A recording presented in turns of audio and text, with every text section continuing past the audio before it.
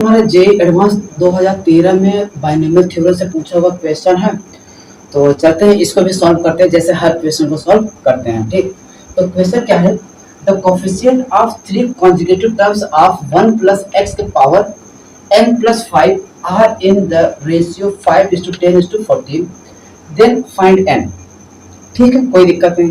तो मैं यहाँ पर करता हूँ क्या, तुम्हें एक चीज बताया हूँ क्या कि x प्लस ए के पावर अगर n दिया है, अगर इसका बाइनोमियल करोगे तो मैं क्या करता हूँ, अगर इस बाइनोमियल में अगर कह दिए कि मुझे 8 टर्म निकालना है, इसका क्या 8 टर्म, कितना 8 टर्म, तो उसके लिए फार्मूला तुम्हारा क्या होता है, टी आर प्लस 1। तो क्या हो जाता है, एन सी आर एक्स के पावर n माइनस आर, ए के पावर क्या होता है, आर होता है। ये फार्मूला है। और अगर ये तुम्हें पता है तो क्वेश्चन में कुछ जान नहीं है, वैसे यूं ही लग जाएंगे। अब तुम्हें यहाँ पर क्या है, the coefficient of three conjugative terms, किसका, इसका। तो मैं क्या कहता हूँ, देखो 1 प्लस एक्स के पावर n प्लस 5।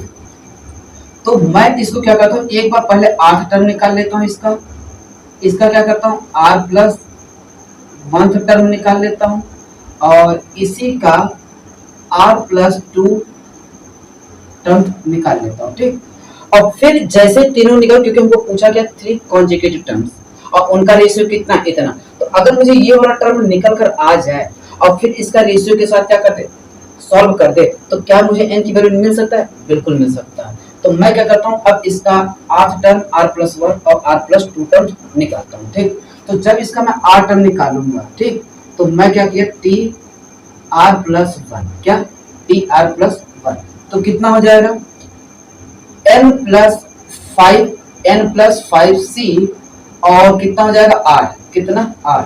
अब देखो ये 1 है, 1 का कितना भी पावर होगा उसकी औकात हमेशा कितनी होगा, 1 होगा।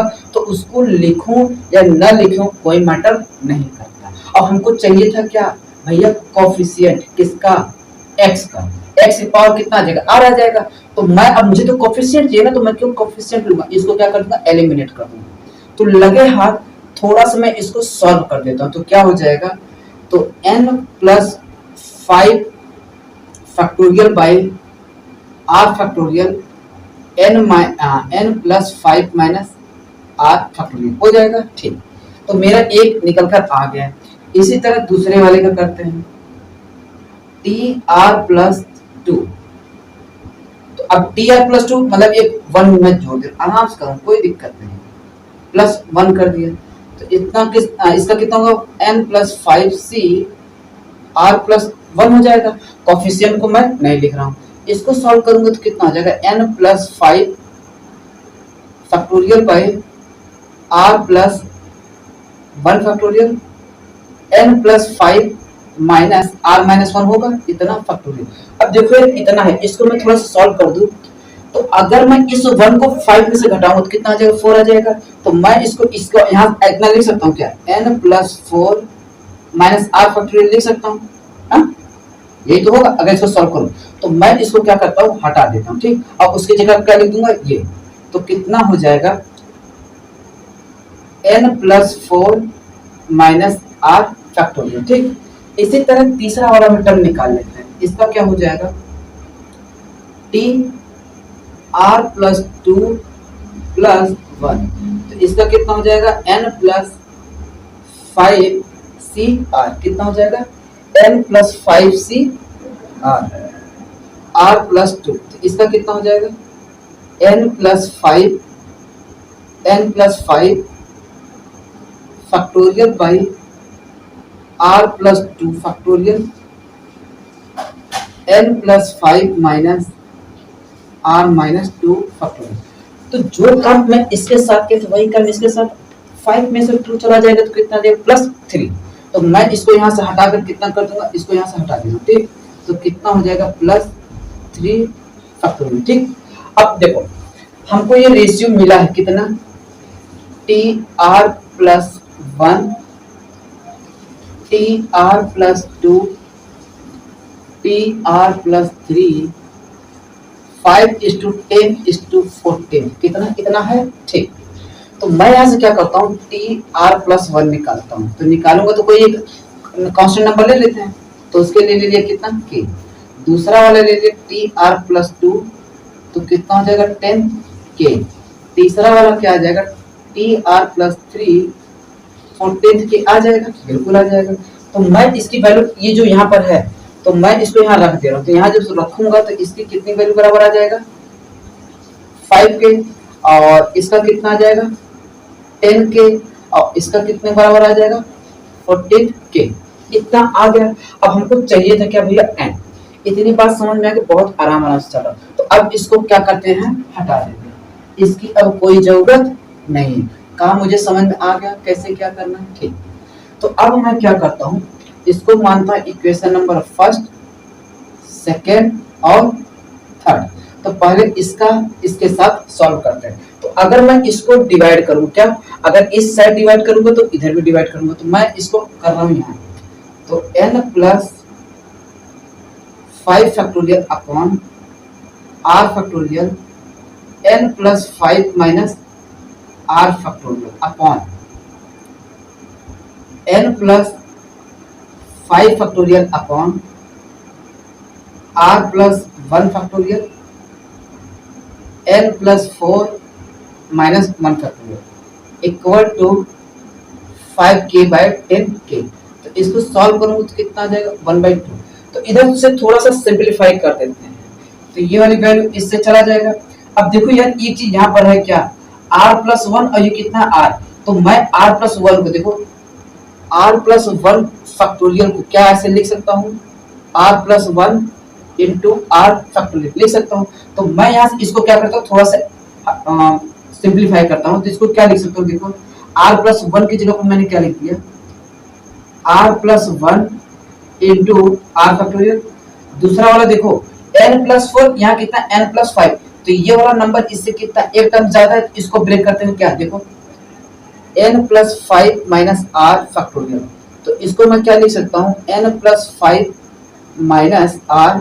एक अगला वाला जब लिखेंगे तो क्या होगा कम। हमेशा फैक्टोरियल के क्या करते हैं, हायर से लोअर की तरफ शिफ्ट करते हैं, क्या हायर से लोअर की तरफ। तो ये हायर किधर जाएंगे, लोअर। और हमेशा क्या होगा, एक एक नंबर डिक्रीज करेंगे। तो कितना हो जाएगा n plus 4 minus r factorial. तो एक चीज देखो, मैं इतने को ये लिख सकता हूँ। तो यहाँ मैं इसको थोड़ा सा ऐसे ना करके यहाँ से हटा के कितना लिख दिया, n plus 4 minus r factorial, ठीक, r फैक्टोरियल। कैसे हुआ, बातें समझ में आ गई, ठीक। अब देखो थोड़ा सा इसको सिंपलीफाई करते हैं, r से r गया, इससे ये गया, ठीक। तो अब देखो हमारे पास बचा क्या, केवल r प्लस 1, इधर से क्या बचा n प्लस r माइनस 5। ये वाला नंबर कहाँ चला जाएगा, ऊपर, और सेकंड वाला टर्म कहाँ चला जाएगा, नीचे। तो हमारा फाइनल बचेगा कितना, r plus 1 upon n plus 5 minus r equal to 1/2। इतनी बात अगर समझ में आ गया तो फिर आगे बढ़े। तो अब हम क्या करते हैं, इधर से इनको हटा देते हैं, क्योंकि अब इनकी मुझे कोई जरूरत नहीं है। तो देखो अब इसको हम क्या करते हैं, सब हटा देते हैं। तो कितना आ गया, इतना आया। अब इसको थोड़ा सा सॉल्व करते हैं। तो डायगोनल क्या करोगे, मल्टीप्लाई। तो कितना हो जाएगा 2r plus 2 n plus 5 minus r हो जाएगा। तो देखो r वाले को इधर भेज दो, कांस्टेंट और r इधर आ जाएगा तो कितना हो जाएगा 1, इधर चला तो कितना हो गया 3r। अब ये कितना प्लस 5 इधर आ जाएगा तो माइनस 5। अब माइनस 5 में से 2 चला जाएगा तो कितना जाएगा 3 इक्वल टू n। तो n की वैल्यू कितना हो जाएगा, 3 कॉमन लोगे तो r माइनस 1। तो ये हमको एक इक्वेशन बन के तैयार हुआ। ये तब हुआ जब मैं पहले वाले को दूसरे वाले के साथ किया, ठीक। अब एक काम और कर देते हैं, क्या दूसरा वाले को तीसरे वाले के साथ सॉल्व करते हैं, ठीक। तो अब क्या करते हैं, इसको भी हटाते हैं। तो अब इसको भी हटा दिए। अब हमारे पास है क्या, केवल ये। तो क्या करते हैं, देखो तो ज्यादा वाले में से कम करते हैं। तो क्या हो जाएगा, देखो n plus 5 factorial upon r plus 2 factorial n plus 3 minus r factorial upon n plus 5 factorial upon r plus two, sorry इसको आर प्लस वन करना चाहिए था, आर प्लस वन और आर प्लस फोर। नहीं ठीक है, ठीक ठीक ठीक ठीक, एन प्लस टू और एन प्लस थ्री, ठीक।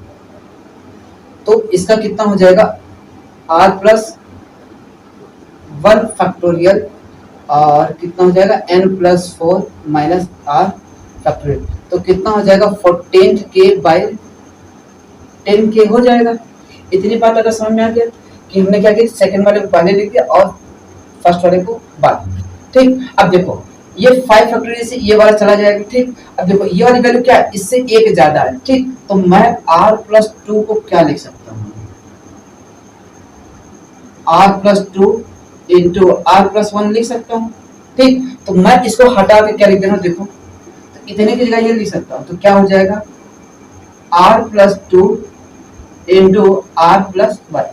सिंप्लीफाई करने के लिए कर रहा हूँ। अब देखो ये वाला टर्म इससे क्या है, इससे एक टर्म है, तो इसको वाला को ब्रेक करना है। तो क्या हो जाएगा, देखो n plus four minus r को क्या लिख सकते हैं, n plus four minus r. अब एक कम कर दो, n plus three minus r factorial. तो इतना की जगह पर क्या लिख सकते हो, इतना। तो अब मैं इसको एक्सटेंड कर दे रहा हूँ, कितना, n plus three minus r factorial. अब इसको सिंप्लीफाई करते हैं। ठीक, तो ये वाला इससे गया और ये वाला इससे गया। अब बचेगा यही, तो ये वाला कहाँ चला जाएगा, ऊपर, और ये कहाँ चलाएगा, नीचे। तो n plus four minus r by r plus two, तो कितना आ जाएगा, इसको भी सिंप्लीफाई कर देंगे तो 7 बाई 5 आ जाएगा। बस क्या करना, डायगोनल मल्टीप्लाई कर दो, कितना आ गया 5n प्लस 20 माइनस 5r। इसका कर दोगे तो कितना आ जाएगा 7r प्लस 14। तो अब क्या करना है, r वाले को इधर भेजो, सबको भेजो, तो कितना हो गया 5n। तो इधर ये कितना 5 उधर चला जाएगा, कितना हो जाएगा 12r, और ये कितना 20 उधर जाएगा तो कितना हो जाएगा माइनस 6 हो जाएगा। अब देखो n की वैल्यू मुझे पता है कितना 3, तो 3 और सॉरी 5 इंटू 3 ब्रैकेट में r माइनस 1 12r माइनस 6। अब इसको सॉल्व करते तो कितना हो जाएगा 15, 15r minus 15 equal to 12r minus 6 हो जाएगा, बिल्कुल हो जाएगा। अब देखो इधर कितना है 12 है, इधर आ जाएगा तो कितना हो जाएगा, तो 3r इक्वल टू इधर कितना 15, तो उधर जाकर कितना हो जाएगा